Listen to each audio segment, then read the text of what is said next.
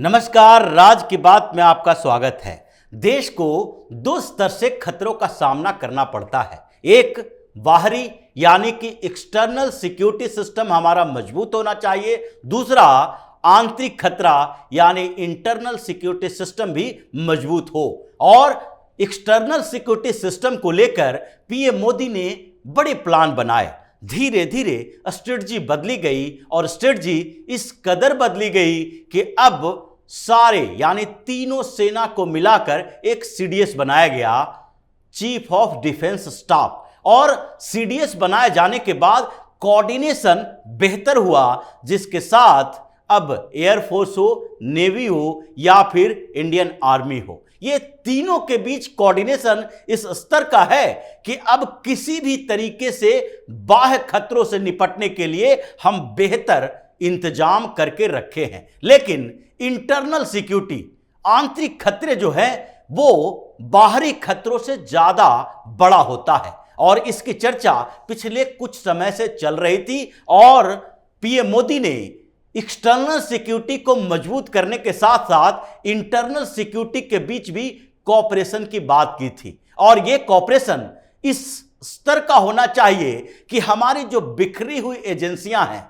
चाहे सीबीआई हो या एनआईए हो या फिर ईडी हो या फिर नारकोटिक्स डिपार्टमेंट हो, क्योंकि ये खतरे इन सब के लिए अलग अलग नहीं हैं, सब एक दूसरे के साथ कनेक्टेड हो गए हैं। इसलिए जरूरी है इसको भी एक कोऑर्डिनेट करने की, ताकि इंटरनल सिक्योरिटी सिस्टम बेहतर हो सके। चर्चा इसी बात पर हो रही थी और पिछले महीने एक कॉन्फ्रेंस किया गया था, उससे पहले भी एक कॉन्फ्रेंस किया गया था और अगस्त में एक कॉन्फ्रेंस जो किया गया, नेशनल सिक्योरिटी कॉन्फ्रेंस जिसको कहा जाता है, उसमें अमित शाह खुद गए थे। होम मिनिस्टर अमित शाह ने वहां पर सारे टॉप अधिकारियों को बुलाया था, यानी कि नेशनल सिक्योरिटी गार्ड एनएसजी के डीजीपी भी थे और वहां पर एनआईए के अधिकारी भी थे, ईडी के अधिकारी भी थे, वहां पर सीबीआई के भी अधिकारी थे। यानी कि जितने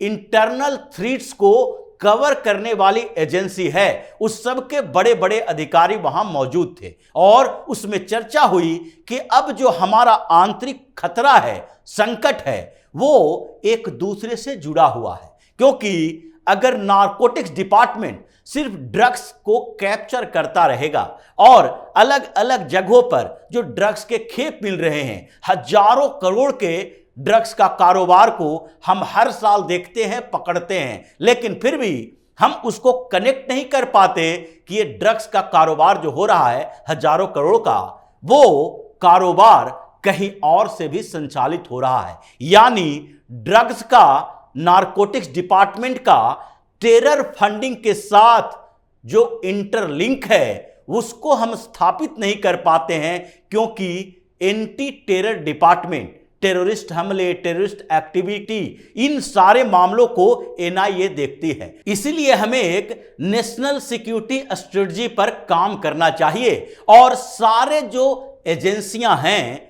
अलग अलग तरीके से काम करने वाली, उसको एक साथ जोड़ना चाहिए। ये कॉन्फ्रेंस 23-24 अगस्त इसी साल में हुआ था और अमित शाह ने इसका संकेत दिया था। इसके बाद नेशनल सिक्योरिटी काउंसिल सेक्रेटेरिएट को एक संदेश भेजा गया। नेशनल सिक्योरिटी काउंसिल सेक्रेटेरिएट जो है, इसका एक ड्राफ्ट तैयार करने की तैयारी में लगी है और इसलिए कहा गया कि आप एक ड्राफ्ट तैयार करो नेशनल सिक्योरिटी स्ट्रेटजी के लिए कि भारतीय सुरक्षा रणनीति कैसी होनी चाहिए। जिस तरीके से अमेरिका में एनएसएस है, जिस तरीके से ब्रिटेन में एनएसएस है, उसी तरीके से हमारे यहां भी एनएसएस होना चाहिए, नेशनल सिक्योरिटी स्ट्रेटजी बनाई जानी चाहिए। इसकी चर्चा सीडीएस भी कर चुके हैं। सीडीएस जनरल अनिल चौहान ने पिछले दिनों एक प्रेस कॉन्फ्रेंस में बोला था, जब उनसे बातचीत की जा रही थी इन मसलों पर,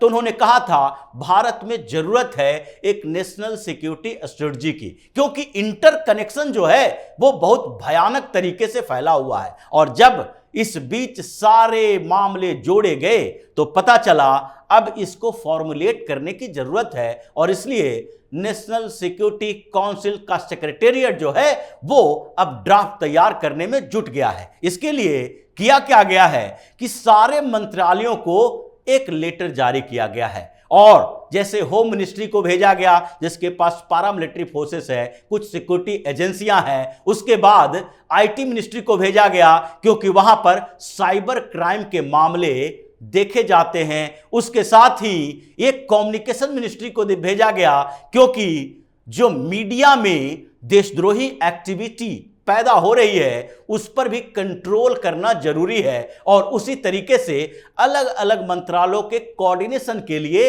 एक एक लेटर जारी किया गया है कि आप अपनी बातें कहें। यानी अब एनएसएस के लिए तैयारी जोर शोर से चल रही है। इसमें कहा क्या गया है, परेशानी क्या होगी, इसको देखना जरूरी है क्योंकि विपक्ष में इसको लेकर हंगामा है। दलाल मीडिया में भी परेशानी बढ़ गई है और देशद्रोही जो एनजीओ का गैंग चल रहा है वो भी खलबली मची हुई है उनके भीतर भी, क्योंकि इसमें जो इंटर कनेक्शन है वो इन्हीं लोगों के बीच से दिखाया गया है। पिछले दिनों कई पत्रकारीय संगठनों के ऊपर छापेमारी की गई और उसमें एक न्यूज क्लिक भी सामने आया था। उसके एडिटर को गिरफ्तार किया गया है और पुरकास्ट को फिर से 3 दिसंबर तक जेल में भेज दिया गया है, जिसकी जानकारी अब मीडिया में बहुत कम हो रही है। अब वो मामला थोड़ा सा दबता दिख रहा है, लेकिन सरकार इस मामले को दबा नहीं रही है। सरकार अपना काम कर रही है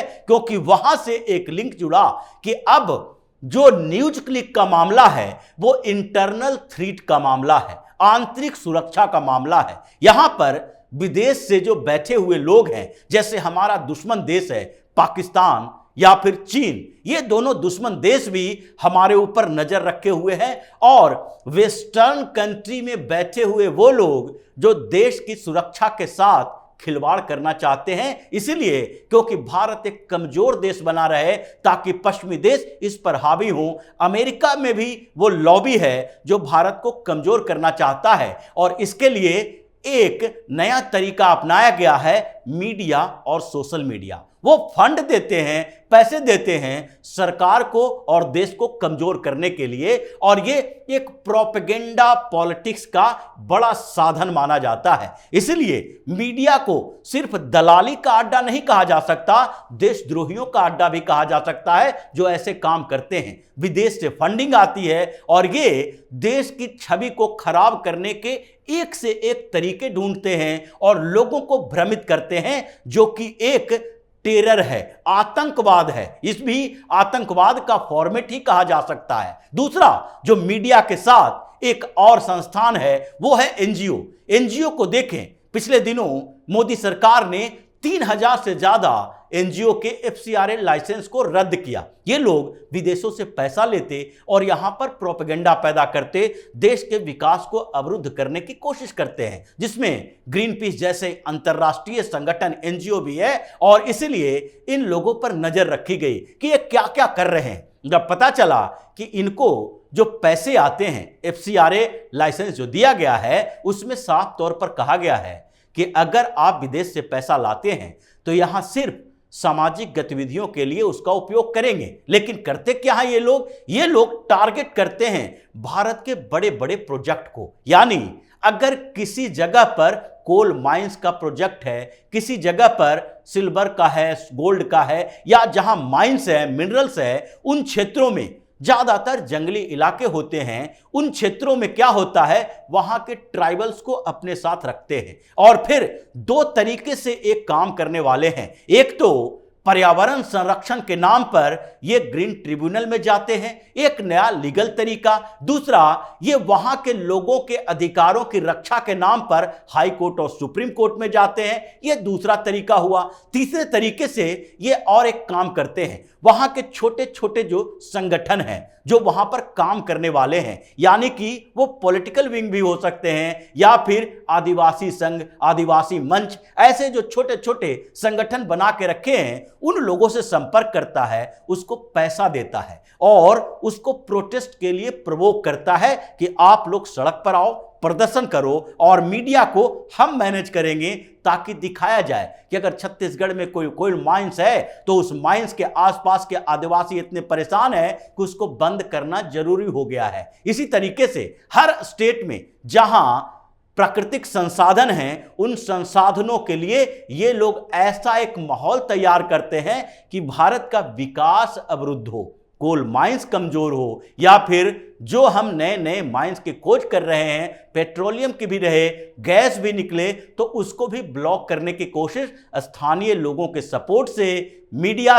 के सपोर्ट से, लीगल सिस्टम की कमजोरियों का हवाला देके और इन्वायरमेंट क्लियरेंस के नाम पर करे। ये एनजीओ का काम दिखा, ये भी बड़ा आतंकवाद है, इंटरनल थ्रेट है। इसीलिए एनजीओ मीडिया के इस गठबंधन को तोड़ना जरूरी है। और इसमें एक पॉलिटिकल एंगल भी है, क्योंकि कई विपक्षी पार्टी के नेताओं के बारे में देखा गया कि ये लोग इनको सपोर्ट करते हैं, और अगर सपोर्ट करते हैं तो उनका नेक्सस भी तोड़ना जरूरी है। और इसके लिए जब नेशनल सिक्योरिटी स्ट्रेटजी रहेगी तो वो विपक्षी पार्टी, सत्ता पक्ष के, कोई भी पक्ष के रहें, लेकिन नेता है, अगर उस तरह का एनजीओ का सपोर्ट कर रहा है, उससे पैसा ले रहा है, मीडिया को फंड दे रहा है और वो प्रोपेगेंडा फैला रहा है, तो उसको उसी नेक्सस का हिस्सा बताया जाना चाहिए। और उस पर इन्वेस्टिगेशन के लिए एक ऐसा कॉमन एजेंसी भी होनी चाहिए जो कि इनके ऊपर ध्यान रखे और पूरे नेक्सस कॉन्स्पिरेसी को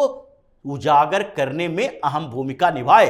क्योंकि अभी नेशनल सिक्योरिटी एडवाइजर तो हैं एनएसए अजीत डोभाल, वो नेशनल सिक्योरिटी को लेकर पीएम को एडवाइस देते हैं, लेकिन नेशनल सिक्योरिटी स्ट्रेटजी हमारे पास नहीं है। उसके लिए एक टीम होगी और वहां से एक संस्था बनाई जाएगी जो इन सबके कोऑर्डिनेशन के थ्रू देशद्रोही गैंग को पकड़ेंगे, उसे जेल भेजेंगे। इसलिए ये जो साइबर क्राइम डिपार्टमेंट है, अभी जो साइबर क्राइम का मामला चल रहा है, वो कम बड़ा थ्रेट नहीं है। हजारों करोड़ का घोटाला इससे होता है, जैसे महादेव ऐप का घोटाला, ये साइबर क्राइम ही माना जाता है। ऑनलाइन तरीके से ये लोगों को ठगी करते हैं। ये भी हमारे लिए इंटरनल थ्रेट है। और उससे भी बड़ा जो अर्बन नक्सल की बात होती है, क्योंकि जो नक्सलवादी इलाके हैं वहां पर क्रैकडाउन तो पैरामिलिट्री फोर्सेस करती है, लेकिन जो अर्बन नक्सल हैं, जो वैचारिक प्रोपेगेंडा फैलाकर ये नक्सलाइट बनाते हैं,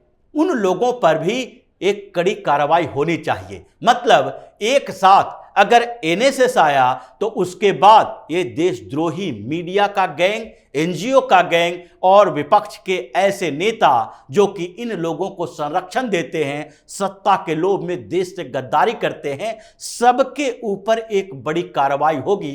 कांप इसी बात के लिए ये लोग रहे हैं। जैसे ही एनएसएस की खबर आई, जानकारी मिली, वैसे ही इन लोगों ने अपनी तैयारी शुरू कर दी कि ये ऐसी नीति है जो कि देश के लिए खतरनाक हो सकता है। या क्या नेशनल सिक्योरिटी स्ट्रेटजी देश के लिए कभी खतरा बन सकता है, या फिर उस खतरे से निपटने का एक साधन बन सकता है। और यही वजह है कि आज इस बात की चर्चा तेज है कि एनएसएस आते ही उन गद्दारों को या तो देश छोड़कर भागना पड़ेगा, या उसके लिए एक ही जगह होगी, वो है जेल। और एनएसएस जो अमित शाह और प्रधानमंत्री नरेंद्र मोदी का एक मास्टर प्लान बताया जा रहा है, इसके आते ही इन लोगों के फेफड़े फूलने शुरू हो जाएंगे। और यही वजह है कि परेशानियां हैं, विपक्ष की मीटिंग चल रही है और उन मुल्ला मौलाना गैंग भी परेशान हो रहे हैं जो कि विदेशी पैसों से देश में एक प्रोपेगेंडा क्रिएट करते हैं। तो ये एनएसएस एक ब्रह्मास्त्र होगा। और संभावना इस बात की है कि 2024 के चुनाव से पहले एनएसएस आएगा और फिर विपक्ष, दलाल मीडिया, देशद्रोही एनजीओ, इन सारे गैंग के नेक्सस को एक साथ उखाड़ा जा सकता है, जिससे देश को सुरक्षित रखने में अहम भूमिका मानी जाएगी। तो इसी तरह की खबरों के साथ फिर से हाजिर होंगे। तब तक के लिए बने रहिए हमारे साथ और देते रहिए हमें सहयोग, ताकि इसी तरह की खबर हम आपके लिए लाते रहें। धन्यवाद।